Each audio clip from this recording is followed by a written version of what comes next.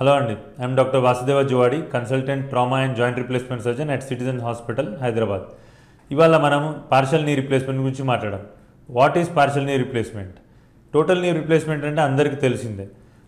ఇప్పుడు మనం అరుగుదల ఉంటే మొత్తం కీల్ని మార్చేస్తాం అన్నట్టు. పార్షల్ నీ రిప్లేస్మెంట్ అంటే మనకి అరుగుదల లోపటి భాగం కానీ బయట భాగంలో కానీ అరుగుదల ఉంటే ఆ ఒక్క అరుగుదల ఉన్న భాగానికే మనం నీ రిప్లేస్మెంట్ చేస్తాం. దాన్నే పార్షల్ నీ రిప్లేస్మెంట్ అని, కొందరు యూనికాండెలర్ రిప్లేస్మెంట్ అని, కొందరు మైక్రోప్లాస్టీ అని అంటారు అన్నట్టు.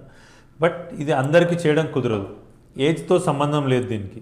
ఇది యంగ్ ఏజ్ ఉన్నా చేయొచ్చు, 55 ఇయర్స్ చేయొచ్చు, లేకపోతే 85 ఇయర్స్ ఉన్న వాళ్ళకి కూడా ఈ పార్షల్ నీ రిప్లేస్మెంట్ చేయొచ్చు. టోటల్ నీ రిప్లేస్మెంటే చేయాలనే ఏం లేదు. బట్ దీనికి కొన్ని అవసరం, అంటే ప్రీ రిక్విజిట్స్ ఉంటాయి అన్నట్టు.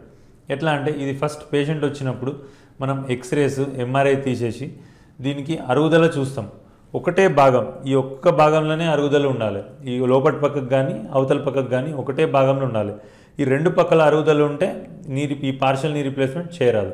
అండ్ మనకు అందరికీ ఏసీఎల్ అంటే యాంటెరియర్ క్రూషియేట్ లిగమెంట్ అనే ఒక లిగమెంట్ ఉంటుంది అన్నట్టు. అది ఇంటాక్ట్ ఉండాలి, అంటే ఆ లిగమెంట్ అనేది ఉండాలి. ఆ లిగమెంట్ లేకపోతే again we can't do partial knee replacement. So దానికోసమే మనం ఎంఆర్ఐ తీసి చూస్తాం.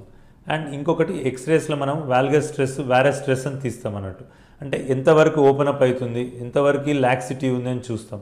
ఆ ఎక్స్రేస్ బట్టి కూడా మనం డిసైడ్ అవుతాం అన్నట్టు ఈ పార్షల్ నీ రిప్లేస్మెంట్ చేయొచ్చా చేయరాదా అని. Thank you.